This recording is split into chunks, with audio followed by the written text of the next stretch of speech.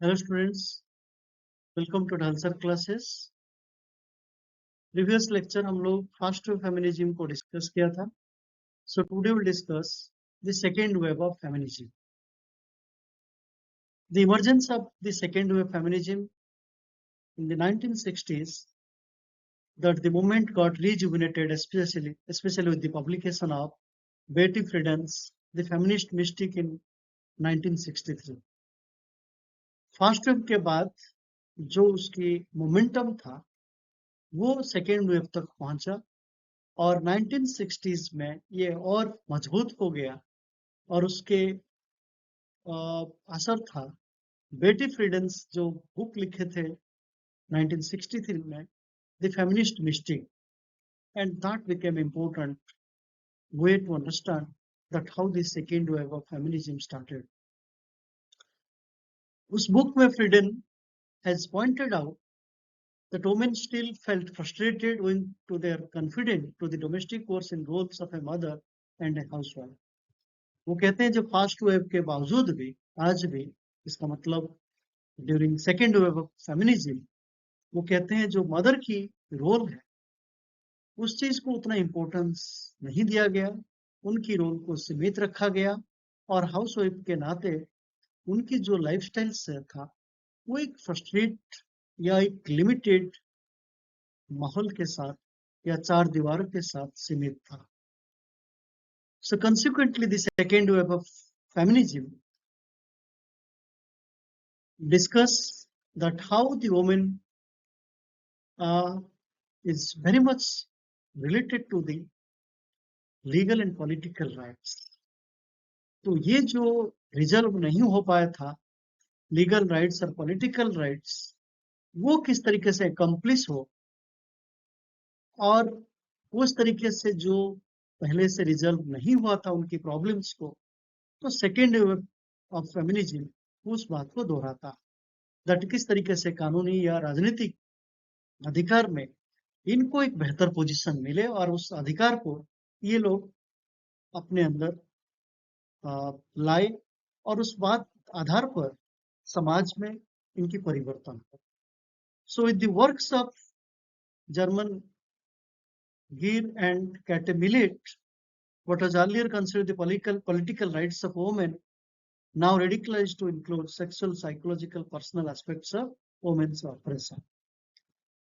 जो German Greer and Kate millet की बात सेकेंड वेव में किया जा रहा है वो बेसिकली खाली पॉलिटिकल राइट्स की बात नहीं कर रहे हैं महिलाओं की, बट उसके साथ जुड़ा हुआ सेक्सुअल, साइकोलॉजिकल, पर्सनल एस्पेक्ट को भी माना गया है जो किस तरीके से महिलाएं अप्रेस होते हैं, मार्जिनल होते हैं because of their biological conditions और सेक्सुअल पोजीशन। तो पर्सनल लेवल पे भी उनकी परेशानी और जो ऑपरेशन था या साइकोलॉजिकल लेवल की जो ऑपरेशन था या सेक्सुअल लेवल पे, ये सारे चीज को सेकेंड वेव फेमिनिज्म ऑल्सो उसको इम्पोर्टेंस देता। It was during the second wave that the slogan, जो फेमस स्लोगन हम लोग पढ़ते हैं, the personal is political, which is coined by Carol Hanisch. अब कभी कभी पूछा जाए दैट पर्सनल इज पॉलिटिकल किसका दिया गया, ये statement one of the feminist during the second wave of feminism, Carol Hanisch, इस बात को करते हैं the personal is political. What does it mean? That अगर आप पर्सनल लेवल पे किसी भी महिलाओं के साथ कुछ गलत हो रहा है, it is also has a relationship with that how you are biased, how you have a different mindset, and that works with you create a political biasness also. The personal is political in the sense that Carol Hannis gives importance to the sexist remarks against the women or gender biasness to understand their role. तो ये भी second wave feminism में माना गया कि किस तरीके से कैरोल हैनिस की स्टेटमेंट एक नई विचार, एक नई रिवोल्यूशनरी थॉट को डिस्प्ले किया या सबके सामने लाया। Based on this, feminist activists saw political and cultural inequalities is closely interlinked. तो फेमिनिस्ट एक्टिविस्ट ने ये बात भी माना कि किस तरीके से राजनीतिक और जो सांस्कृतिक डिफरेंसेस है between male and female, it is very much close to each other. तो ये पॉलिटिकल और कल्चरल इनइक्वालिटी को सेपरेट करके देखा जाता था, बट फेमिनिस्ट इस बात को मानते हैं कि किस तरीके से जो राजनीतिक इनइक्वालिटी है मेल फीमेल के बीच में, ये हमारी कल्चरल इनइक्वालिटी के साथ भी जुड़ा हुआ है, that how we have socialized the male and female different way, and that also has a relationship with the political space.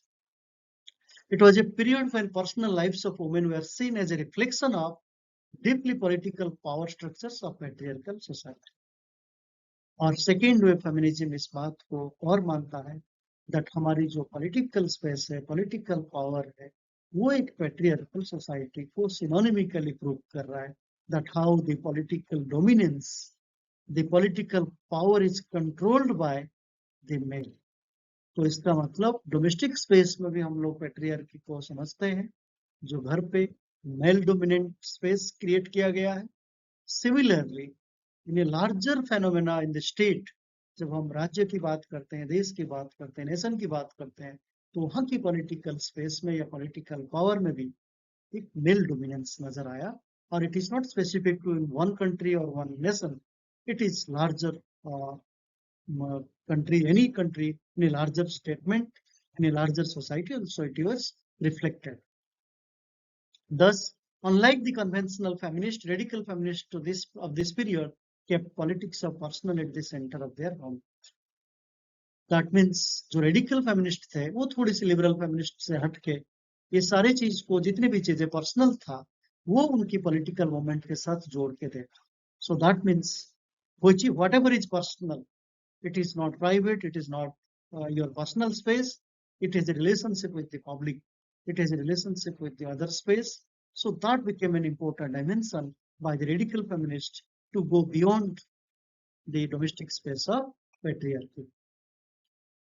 While the first wave of feminism was identified with heterosexual white women, mostly belonged to the western middle class. जब हम first wave की बात कर रहे थे, तो ज्यादातर western middle class की शुरुआत हुई, ये feminism. The second wave again other Nations को, डेवलपिंग कंट्री को लाया साथ, not on the basis of colour, जो जैसे कि पहला जो फर्स्ट वेव फेमिनिज्म ज्यादातर व्हाइट डोमिनेंस था, जो गोरे लोगों की डोमिनेंस था, बट सेकेंड वेव में second means black women, white women, वो सभी लोगों को इकट्ठा किया, उसमें एक सॉलिडारिटी और सिस्टरहुड की जन्म लिया। देन साइमन डी वेबर, जिसको हम सेकंड सेक्स में जो फेमस बुक उन्होंने लिखा है, that became the Bible of the gender study और the feminism, that how the feminist politics became important to understand their rights. तो पहले महिलाएं, we means they don't have any sisterhood, they don't have any solidarity, that became a lacuna for that moment. तो ये Simon D weber इस बात को उन्होंने importance दिया, that woman has to feel that we, cutting across caste, class, gender, whatever the differences, but we feeling must be there, and those who are part of the black women, so they also supported by the white, those who are marginalized, they are also supported by the middle class.